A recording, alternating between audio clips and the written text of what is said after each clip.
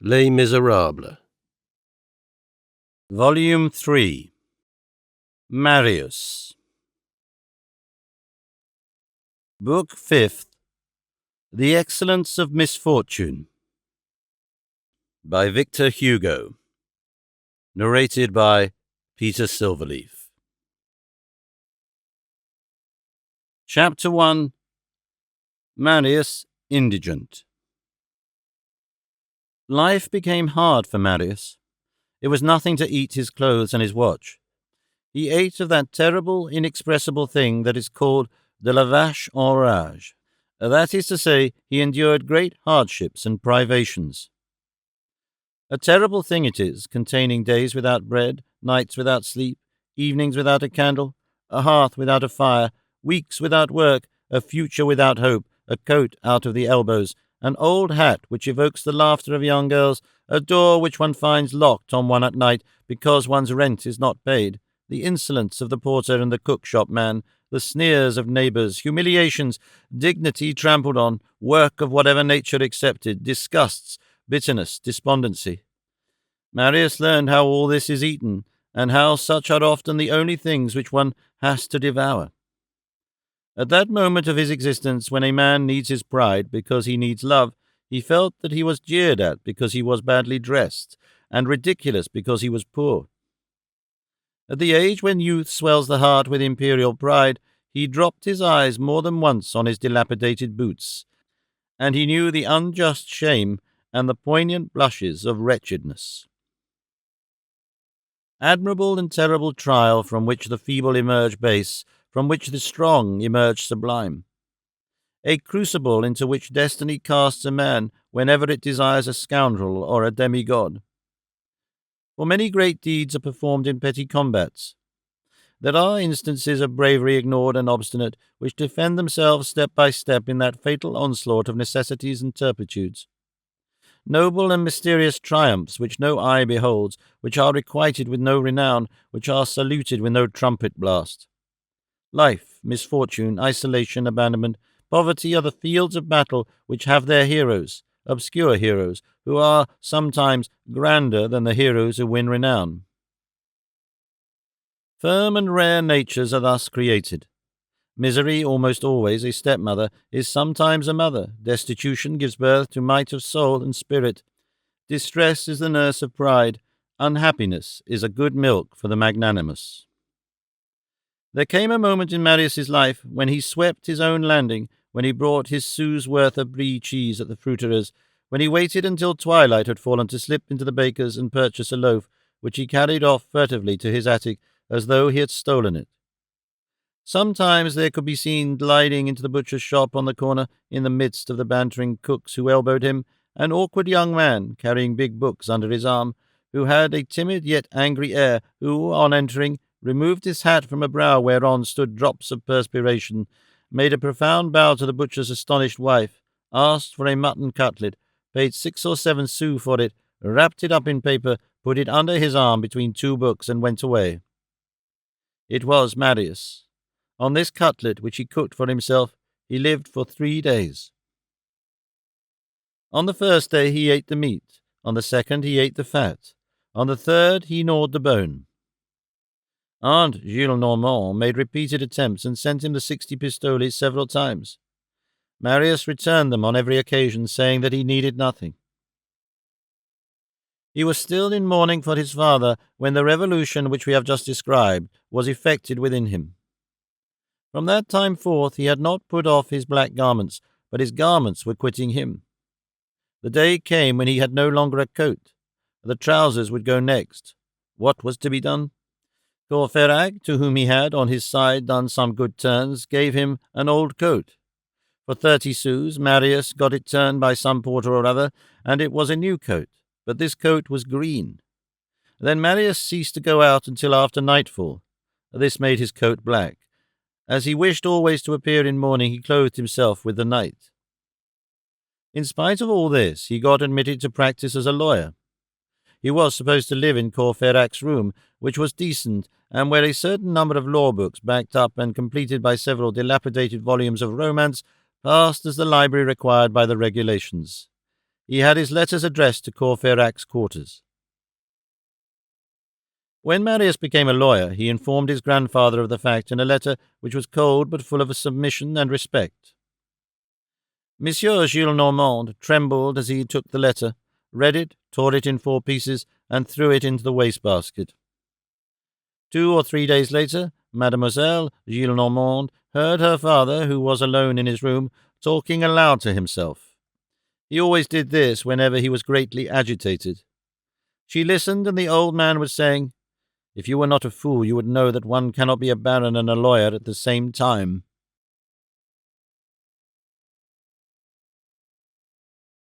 Chapter 2. Marius Poor. It is the same with wretchedness as with everything else. It ends by becoming bearable. It finally assumes a form and adjusts itself. One vegetates, that is to say, one develops in a certain meagre fashion, which is, however, sufficient for life. This is the mode in which the existence of Marius Pontmercy was arranged. He had passed the worst straits. The narrow pass was opening out a little in front of him. By dint of toil, perseverance, courage, and will, he had managed to draw from his work about 700 francs a year. He had learned German and English, thanks to Courfeyrac, who had put him in communication with his friend the publisher. Marius filled the modest post of utility man in the literature of the publishing house. He drew up prospectuses, translated newspapers, annotated editions, compiled biographies, etc. Net product, year in and year out, 700 francs. He lived on it. How? Not so badly. We will explain. Marius occupied in the Gorbeau house, for an annual sum of 30 francs, a den minus a fireplace, called a cabinet, which contained only the most indispensable articles of furniture. This furniture belonged to him. He gave 3 francs a month to the old principal tenant to come and sweep his hole, and to bring him a little hot water every morning, a fresh egg and a penny roll. He breakfasted on this egg and roll. His breakfast varied in cost from 2 to 4 sous, according as eggs were dear or cheap. At 6 o'clock in the evening, he descended the Rue Saint-Jacques to dine at Rousseau's, opposite Basset's, the stamp dealers, on the corner of the Rue des Mathurins. He ate no soup. He took a 6-sou plate of meat, a half portion of vegetables for 3 sous, and a 3-sou dessert. For 3 sous he got as much bread as he wished. As for wine, he drank water. When he paid at the desk where Madame Rousseau, at that period still plump and rosy, majestically presided, he gave a sou to the waiter, and Madame Rousseau gave him a smile. Then he went away. For 16 sous he had a smile and a dinner. This restaurant Rousseau, where so few bottles and so many water carafes were emptied, was a calming potion rather than a restaurant. It no longer exists. The proprietor had a fine nickname. He was called Rousseau the Aquatic. Thus, breakfast 4 sous, dinner 16 sous. His food cost him 20 sous a day, which made 365 francs a year. Add the 30 francs for rent, and the 36 francs to the old woman, plus a few trifling expenses. For 450 francs, Marius was fed, lodged, and waited on. His clothing cost him 100 francs, his linen 50 francs, his washing 50 francs. The whole did not exceed 650 francs. He was rich. He sometimes lent 10 francs to a friend. Courfeyrac had once been able to borrow 60 francs of him. As far as fire was concerned, as Marius had no fireplace, he had simplified matters. Marius always had 2 complete suits of clothes, the one old for every day, the other brand new for special occasions.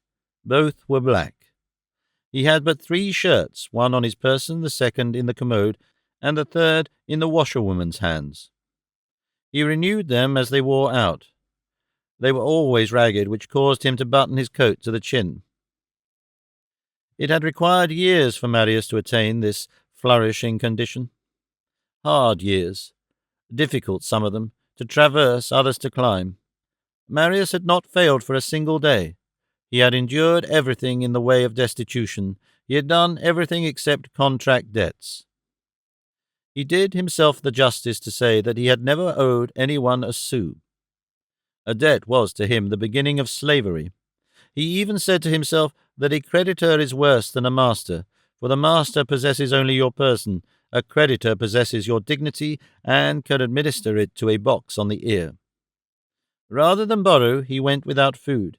He had passed many a day fasting. Feeling that all extremes meet, and that, if one is not on one's guard, lowered fortunes may lead to baseness of soul, he kept a jealous watch on his pride.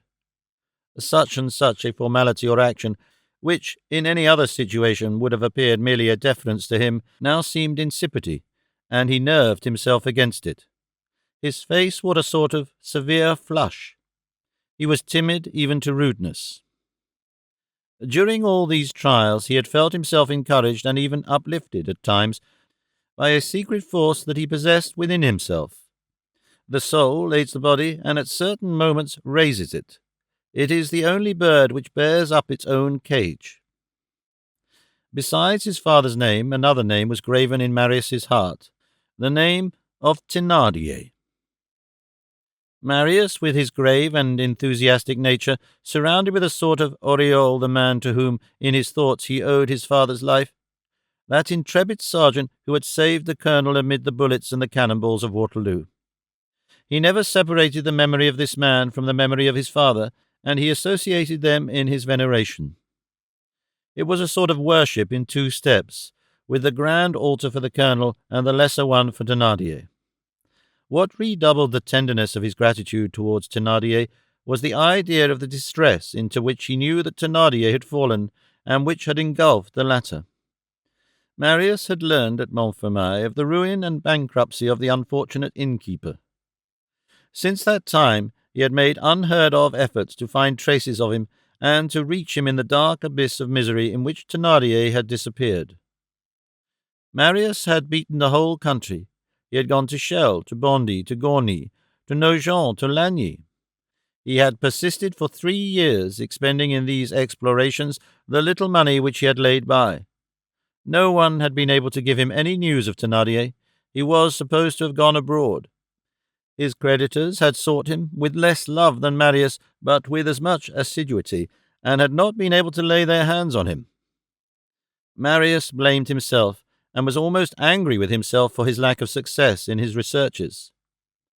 It was the only debt left him by the colonel, and Marius made it a matter of honour to pay it. What, he thought, when my father lay dying on the field of battle, did Thénardier contrive to find him amid the smoke and the grape-shot, and bear him off on his shoulders, and yet he owed him nothing, and I, who owe so much to Thénardier, cannot join him in this shadow where he is lying in the pangs of death, and in my turn bring him back from death to life? Oh, I will find him.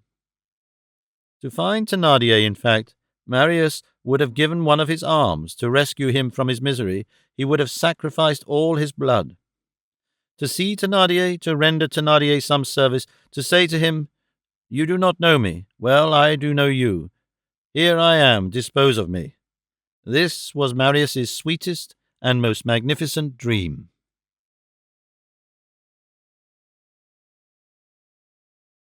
Chapter 3. Marius grown up. At this epoch, Marius was 20 years of age. It was 3 years since he had left his grandfather. Both parties had remained on the same terms, without attempting to approach each other, and without seeking to see each other. Besides, what was the use of seeing each other? Marius was the brass vase, while Father Gillenormand was the iron pot. We admit that Marius was mistaken as to his grandfather's heart. He had imagined that Monsieur Gillenormand had never loved him, and that the crusty, harsh, and smiling old fellow who cursed, shouted, and stormed and brandished his cane cherished for him, at the most, only that affection which is at once slight and severe of the dotards of comedy. Marius was in error. There are fathers who do not love their children. There exists no grandfather who does not adore his grandson.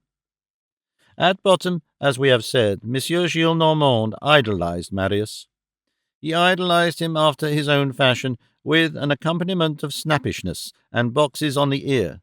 But this child once gone, he felt a black void in his heart.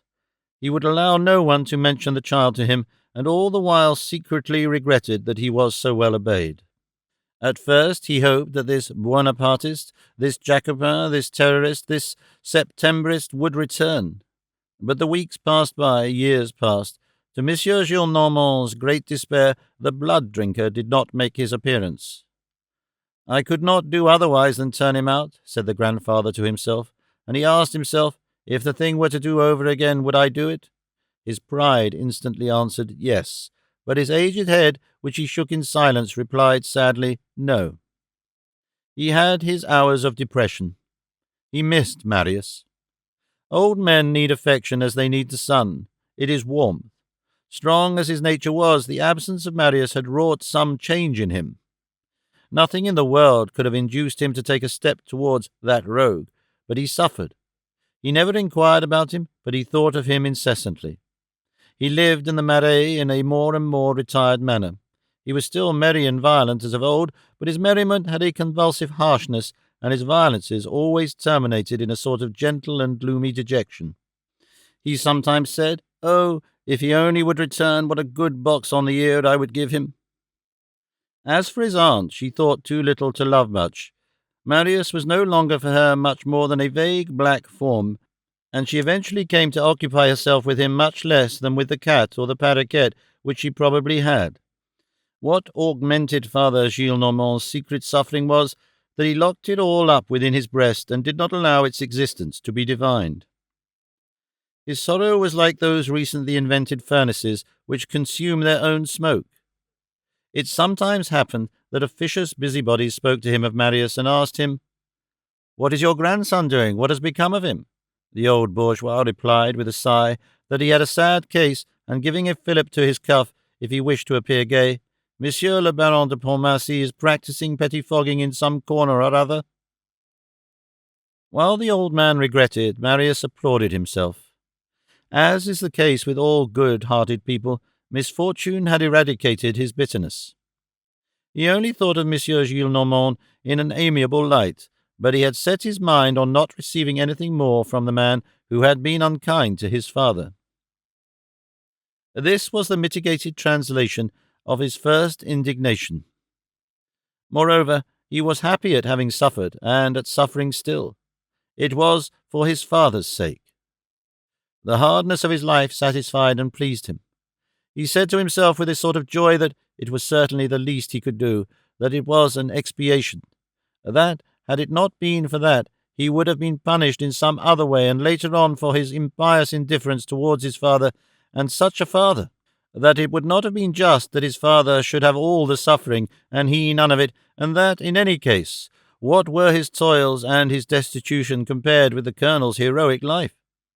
That, in short, the only way for him to approach his father and resemble him was to be brave in the face of indigence, as the other had been valiant before the enemy, and that was, no doubt, what the colonel had meant to imply by the words, "He will be worthy of it," words which Marius continued to wear, not on his breast since the colonel's writing had disappeared, but in his heart.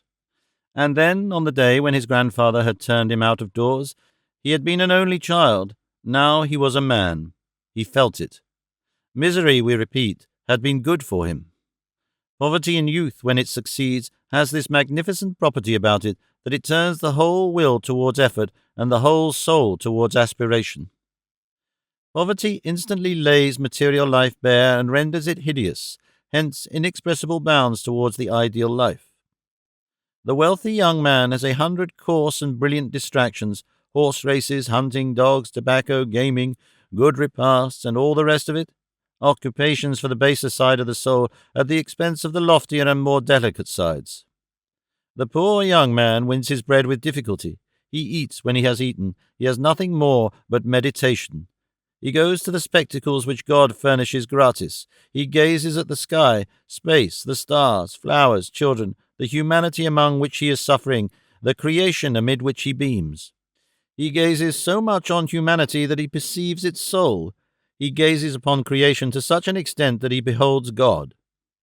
He dreams. He feels himself great. He dreams on and feels himself tender. From the egotism of the man who suffers, he passes to the compassion of the man who meditates. An admirable sentiment breaks forth in him, forgetfulness of self and pity for all. As he thinks of the innumerable enjoyments which nature offers, gives, and lavishes to souls which stand open, and refuses to souls that are closed, he comes to pity, he, the millionaire of the mind, the millionaire of money. All hatred departs from his heart, in proportion as light penetrates his spirit.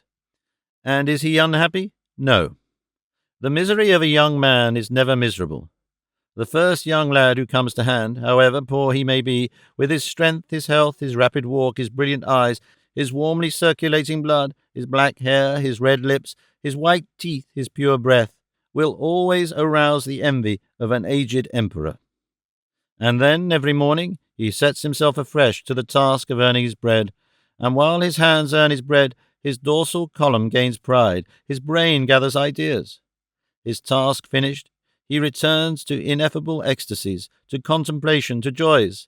He beholds his feet set in afflictions, in obstacles, on the pavement, in the nettles, sometimes in the mire, his head in the light.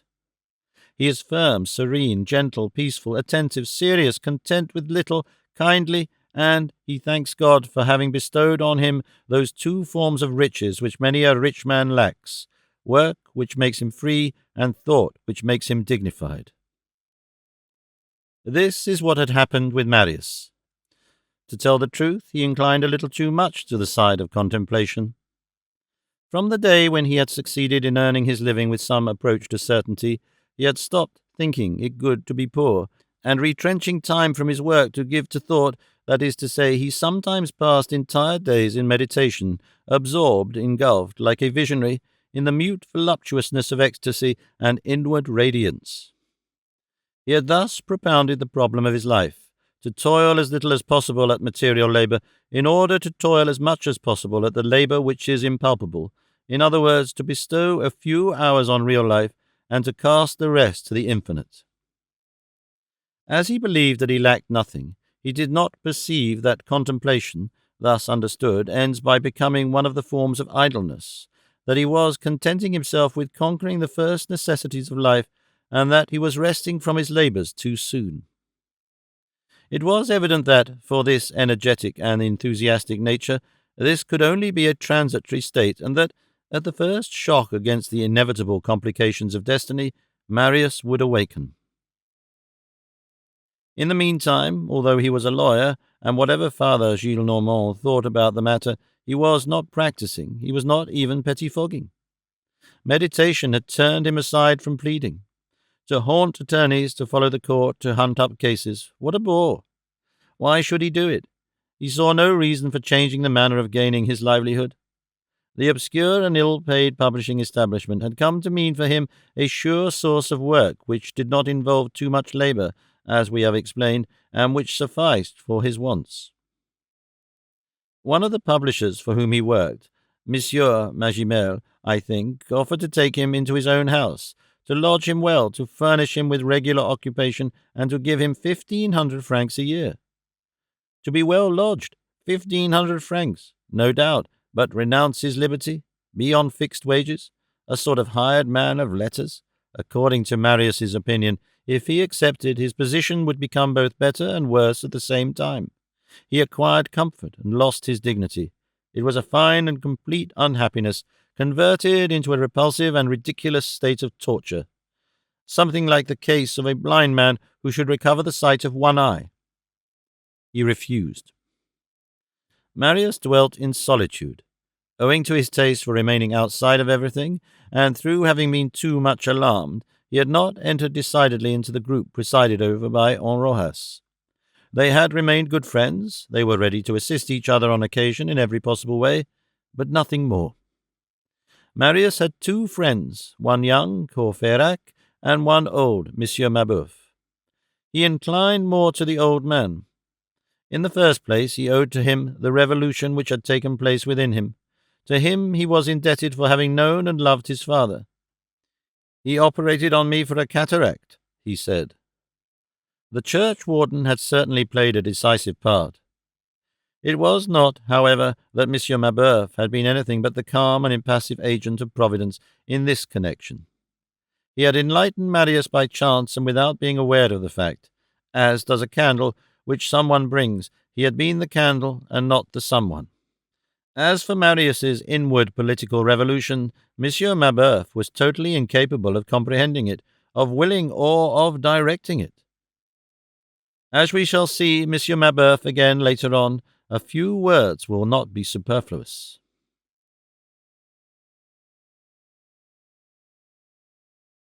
Chapter 4. Monsieur Mabeuf. On the day when Monsieur Mabeuf said to Marius, "Certainly I approve of political opinions," he expressed the real state of his mind. All political opinions were matters of indifference to him, and he approved them all without distinction, provided they left him in peace, as the Greeks called the Furies, the beautiful, the good, the charming, the Eumenides. Monsieur Mabeuf's political opinion consisted in a passionate love for plants and, above all, for books. Like all the rest of the world, he possessed the termination in "ist," without which no one could exist at that time, but he was neither a royalist, a Bonapartist, a Chartist, or an Orleanist, nor an anarchist. He was a bouquinist, a collector of old books. He did not understand how men could busy themselves with hating each other because of silly stuff like the Charter, democracy, legitimacy, monarchy, the Republic, etc., when there were in the world all sorts of mosses, grasses, and shrubs which they might be looking at, and heaps of folios, and even of 32 moss, which they might turn over. He took care not to become useless. Having books did not prevent his reading. Being a botanist did not prevent his being a gardener. When he made Pontmercy's acquaintance, this sympathy had existed between the colonel and himself, that what the colonel did for flowers, he did for fruits.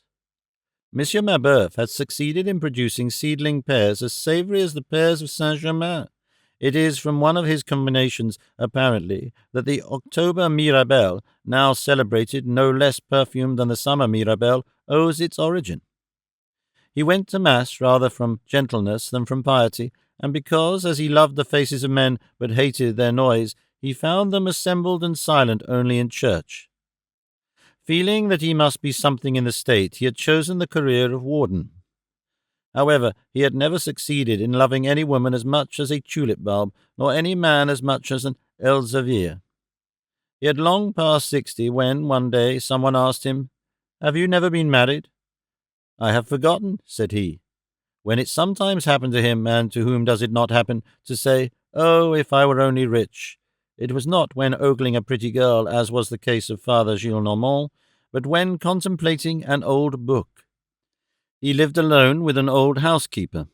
He was somewhat gouty, and when he was asleep his aged fingers, stiffened with rheumatism, lay crooked up in the folds of his sheet. He had composed and published a Flora of the Environs of Cauteretz, with coloured plates, a work which enjoyed a tolerable measure of esteem, and which sold well.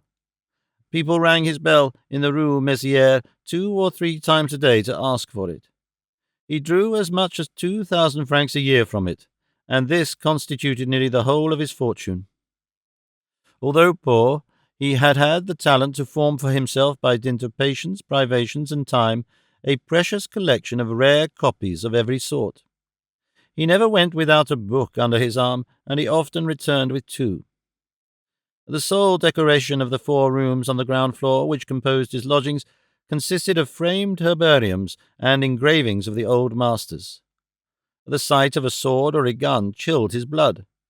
He had never approached a cannon in his life, even in the Invalides. He had a passable stomach, a brother who was a cure, perfectly white hair, no teeth either in his mouth or in his mind, a trembling in every limb, a Picard accent, an infantile laugh, the air of an old sheep, and he was easily frightened. Add to this that he had no other friendship, no other acquaintance among the living than an old bookseller of the Port Saint-Jacques named Royal. His dream was to naturalize indigo in France. His servant was also a sort of innocent. The poor good old woman was a spinster. Sultan, her cat, which might have mewed Allegri's Misérables in the Sixtine Chapel, had filled her heart and sufficed for the quantity of passion which existed in her. None of her dreams had ever proceeded as far as man. She had never been able to get further than her cat. Like him, she had a moustache. Her glory consisted in her caps, which were always white. She passed her time on Sundays after Mass in counting over the linen in her chest, and in spreading out on her bed the dresses in the piece which she bought and never had made up. She knew how to read. Monsieur Mabeuf had nicknamed her Mother Plutarque. Monsieur Mabeuf had taken a fancy to Marius, because Marius, being young and gentle, warmed his age without startling his timidity. Youth combined with gentleness produces on old people the effect of the sun without wind. When Marius was saturated with military glory, with gunpowder, with marches and countermarches, and with all those prodigious battles in which his father had given and received such tremendous blows of the sword, he went to see Monsieur Mabeuf, and Monsieur Mabeuf talked to him of his hero from the point of view of flowers. His brother, the curé, died about 1830, and almost immediately, as when the night is drawing on, the whole horizon grew dark for Monsieur Mabeuf. A notary's failure deprived him of the sum of 10,000 francs, which was all that he possessed in his brother's right and his own. The Revolution of July brought a crisis to publishing. In a period of embarrassment, the first thing which does not sell is Flora. The Flora of the environs of Cauterets stopped short. Weeks passed by without a single purchaser. Sometimes Monsieur Mabeuf started at the sound of the bell. "Monsieur," said Mother Plutarque sadly, "it is the water-carrier." In short, one day Monsieur Mabeuf quitted the Rue Mézières, abdicated the functions of warden, gave up Saint-Sulpice, sold not a part of his books but of his prints, that to which he was the least attached, and installed himself in a little house on the Rue Montparnasse, where, however, he remained but 1/4 for two reasons. In the first place, the ground floor and the garden cost 300 francs, and he dared not spend more than 200 francs on his rent. In the second, being near Faton's shooting gallery, he could hear the pistol shots, which was intolerable to him. He carried off his Flora, his copper plates, his herbariums, his portfolios, and his books, and established himself near the Salpêtrière, in a sort of thatched cottage of the village of Austerlitz, where, for 50 crowns a year, he got 3 rooms and a garden, enclosed by a hedge and containing a well. He took advantage of this removal to sell off nearly all his furniture. On the day of his entrance into his new quarters, he was very gay, and drove the nails on which his engravings and herbariums were to hang with his own hands, dug in his garden the rest of the day, and at night, perceiving that Mother Plutarque had a melancholy air and was very thoughtful, he tapped her on the shoulder and said to her with a smile, "We have the indigo." Only 2 visitors, the bookseller of the Pont Saint-Jacques and Marius, were admitted to view the thatched cottage at Austerlitz, a brawling name which was, to tell the truth, extremely disagreeable to him.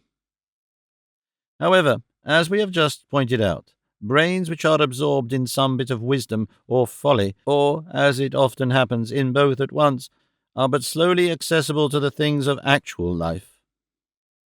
Their own destiny is a far-off thing to them. There results from such concentration a passivity, which, if it were the outcome of reasoning, would resemble philosophy. One declines, descends, trickles away, even crumbles away, and yet is hardly conscious of it oneself. It always ends, it is true, in an awakening, but the awakening is tardy. In the meantime, it seems as though we held ourselves neutral in the game which is going on between our happiness and our unhappiness. We are the stake, and we look on at the game with indifference.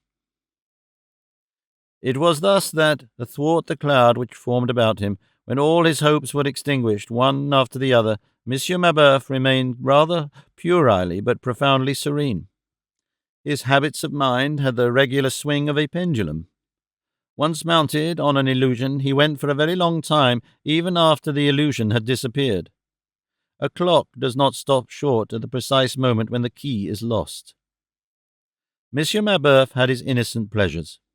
These pleasures were inexpensive and unexpected. The merest chance furnished them. One day, Mother Plutarque was reading a romance in one corner of the room. She was reading aloud, finding that she understood better thus. To read aloud is to assure oneself of what one is reading. There are people who read very loud, and who have the appearance of giving themselves their word of honour as to what they are perusing. It was with this sort of energy that Mother Plutarque was reading the romance which she had in hand. Monsieur Mabeuf heard without listening to her. In the course of her reading, Mother Plutarque came to this phrase. It was a question of an officer of dragoons and a beauty. The beauty pouted, and the dragoon— Here she interrupted herself to wipe her glasses. Buddha and the dragon, struck in Monsieur Mabeuf in a low voice. Yes, it is true that there was a dragon which, from the depths of its cave, spouted flame through his maw and set the heavens on fire. Many stars had already consumed by this monster, which, besides, had the claws of a tiger. Buddha went into its den and succeeded in converting the dragon. That is a good book that you are reading, Mother Plutarque. There is no more delightful legend in existence. And Monsieur Mabeuf fell into a delicious reverie.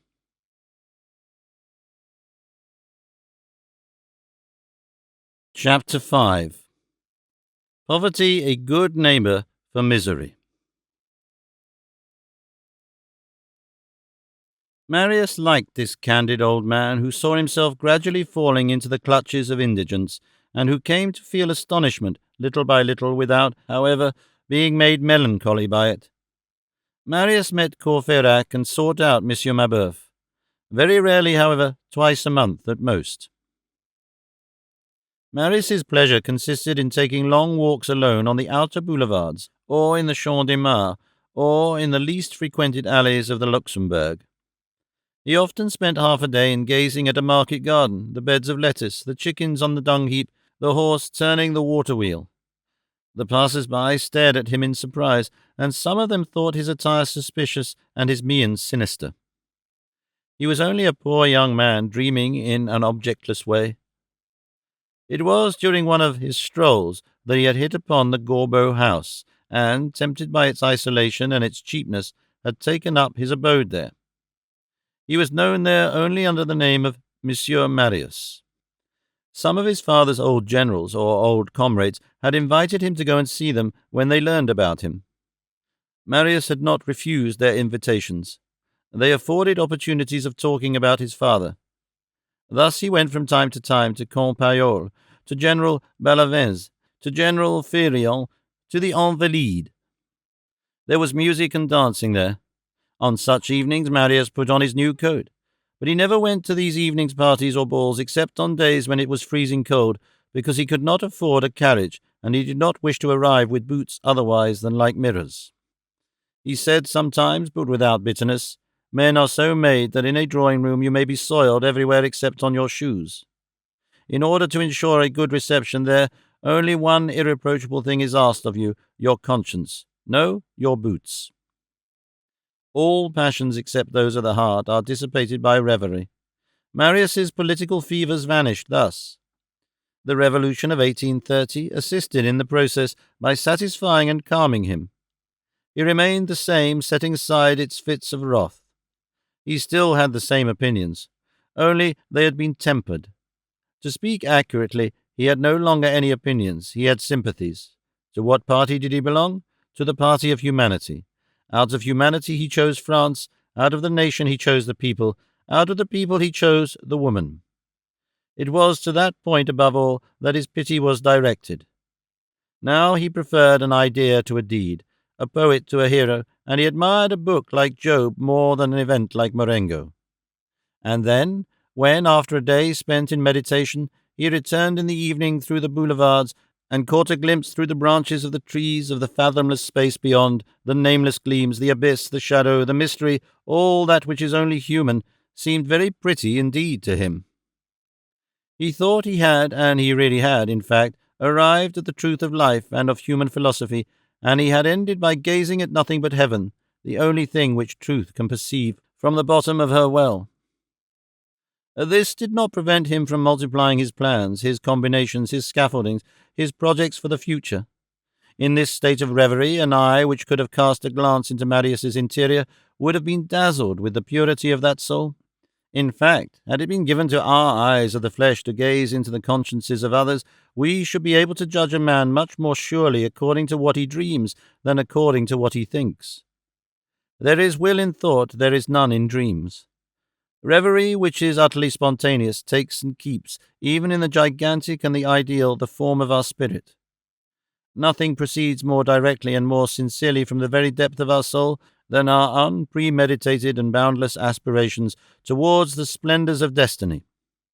In these aspirations, much more than in deliberate, rational, coordinated ideas, is the real character of a man to be found. Our chimeras are the things which the most resemble us. Each one of us dreams of the unknown and the impossible in accordance with his nature. Towards the middle of this year, 1831, the old woman who waited on Marius told him that his neighbours, the wretched John Drette family, had been turned out of doors. Marius, who passed nearly the whole of his days out of the house, hardly knew that he had any neighbours. "Why are they turned out?" he asked. "Because they do not pay their rent. They owe for 2 quarters. "How much is it?" 20 francs, said the old woman. Marius had 30 francs saved up in a drawer. "Here," he said to the old woman, "take these 25 francs, pay for the poor people and give them 5 francs, and do not tell them that it was I."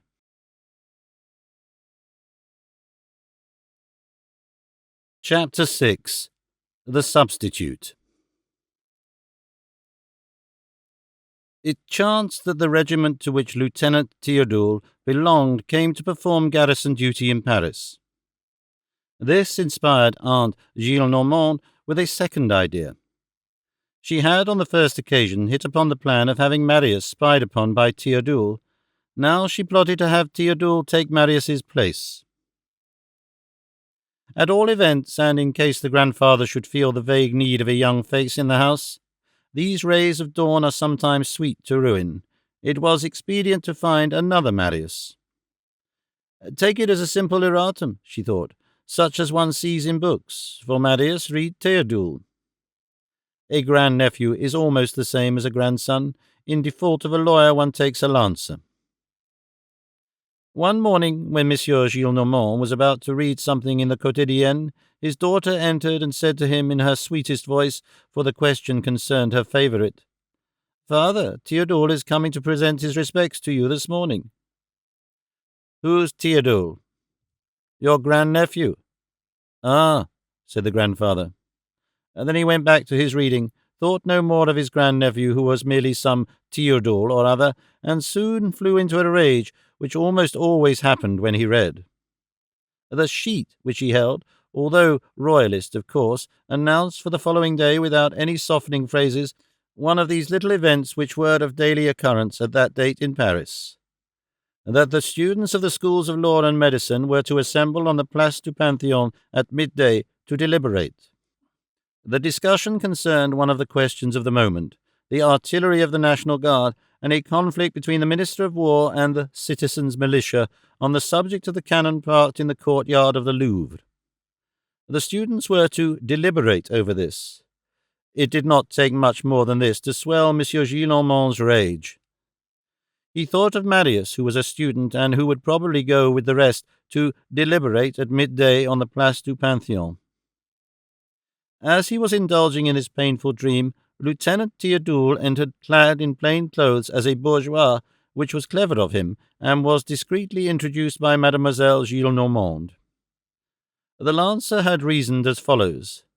The old druid has not sunk all his money in a life pension.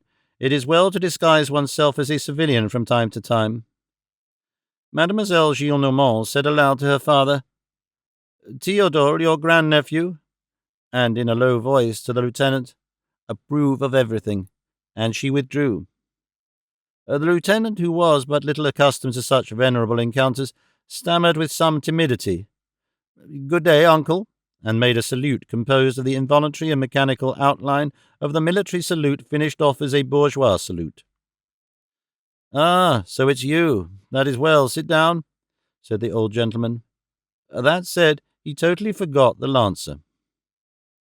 Théodule seated himself, and Monsieur Gillenormand rose. Monsieur Gillenormand began to pace back and forth, his hands in his pockets, talking aloud and twitching with his irritated old fingers at the 2 watches which he wore in his 2 fobs. "That pack of brats, they convene on the Place du Panthéon, by my life, urchins, who were their nurses but yesterday. If one were to squeeze their noses, milk would burst out, and they deliberate tomorrow at midday. What are we coming to? What are we coming to? It is clear that we are heading for the abyss, and that is what the Desquemados have brought us to deliberate on the citizen artillery, to go and jabber in the open air over the jibes of the National Guard. And with whom are they to meet there? Just to see whither Jacobinism leads? I'll bet you anything you like, a million against a counter, that there will be no one there but returned convicts and released galley slaves. The Republicans and the galley slaves, they form but one nose and one handkerchief. Carnot used to say, "Where would you have me go, traitor?" Fouche replied, "Wherever you please, imbecile." That's what the Republicans are like. "That is true," said Théodule. Monsieur Gillenormand half turned his head, saw Théodule, and went on. "When one reflects that that scoundrel was so vile as to turn Carbonaro, why did you leave my house to go and become a Republican? Psst! In the first place, the people want none of your republic. They have common sense. They know well that there always have been kings, and there always will be. They know well that the people are only the people after all. They make sport of it, of your republic. Do you understand, idiot? Is it not a horrible caprice to fall in love with Père Duchesne's, to make sheep's eyes at the guillotine, to sing romances and play on the guitar under the balcony of 93? It's enough to make one spit on all these young fellows. Such fools are they. They are all alike. Not one escapes. It suffices for them to breathe the air which blows through the street to lose their senses. The 19th century is poison. The first scamp that happens along lets his beard grow like a goat's, thinks himself a real scoundrel, and abandons his old relatives. He's a Republican, he's a romantic. What does that mean, romantic? Do me the favour to tell me what it is. All possible follies. A year ago they ran to Hernani. Now, I just ask you, Hernani, antitheses, abominations which are not even written in French. And then they have cannons in the courtyard of the Louvre. Such are the rascalities of this age. You are right, uncle, said Théodule. Monsieur Gillenormand resumed. Cannons in the courtyard of the museum? For what purpose? Do you want to fire grape shot at the Apollo Belvedere? What have those cartridges to do with the Venus de Medici? Oh, the young men of the present day are all blackguards. What a pretty creature is their Benjamin Constant! And those who are not rascals are simpletons. They do all they can to make themselves ugly. They are badly dressed. They are afraid of women. In the presence of petticoats they have a mendicant air which sets the girls into fits of laughter. On my word of honour, one would say the poor creatures were ashamed of love. They are deformed, and they complete themselves by being stupid. They repeat the puns of Tiercelin and Poitiers. They have sackcoats, stablemen's waistcoats, shirts of coarse linen, trousers of coarse cloth, boots of coarse leather, and their rigmarole resembles their plumage. One might make use of their jargon to put new soles on their old shoes. And all this awkward batch of brats has political opinions, if you please. Political opinions should be strictly forbidden. They fabricate systems, they recast society, they demolish the monarchy, they fling all laws to the earth, they put the Attic in the cellar's place and my porter in the place of the king. They turn Europe topsy-turvy, they reconstruct the world, and all their love affairs consist in staring slyly at the ankles of the laundresses as these women climb into their carts. Ah, Marius, you blackguard! To go and vociferate on the public place, to discuss, to debate, to take measures. They call that measures? Just God! Disorder humbles itself and becomes silly. I have seen chaos, now I see a mess. Students deliberating on the National Guard. Such a thing could not be seen among the Augibiwas nor the Caraboches. Savages who go naked, with their noodles dressed like a shuttlecock, with a club in their paws, are lesser brutes than those bachelors of arts. The fourpenny monkeys, and they set up for judges. Those creatures deliberate and rationate. The end of the world is come. This is plainly the end of this miserable terraqueous globe. A final hiccup was required, and France has emitted it. Deliberate, my rascals! Such things will happen so long as they go and read the newspapers under the arcades of the Odeon. That cost them a sou, and their good sense, and their intelligence, and their heart, and their soul, and their wits. They emerge thence and decamp from their families. All newspapers are pests. All, even the Drapeau Blanc. At bottom, Martinville was a Jacobin. Ah, just heaven! You may boast of having driven your grandfather to despair, that you may. That is evident, said Théodule. and profiting by the fact that Monsieur Gillenormand was taking breath, the Lancer added in a magisterial manner, "There should be no other newspaper than the Moniteur, and no other book than the Annuaire Militaire." Monsieur Gillenormand continued, "It is like their sais, a regicide ending in a senator, for that is the way they always end. They give themselves a scar with the address of thou as citizens in order to get themselves called eventually Monsieur le Comte, Monsieur le Comte as big as my arm, assassins of September. The philosopher of sais, I will do myself the justice to say that I have never had any better opinion of the philosophies of all those philosophers than of the spectacle of the grimaceur Tivoli. One day I saw the senators cross the Quai Malplaquet in mantles of violet velvet sewn with bees, with hats a la Henry IV. They were hideous. One would have pronounced them monkeys from the tiger's court.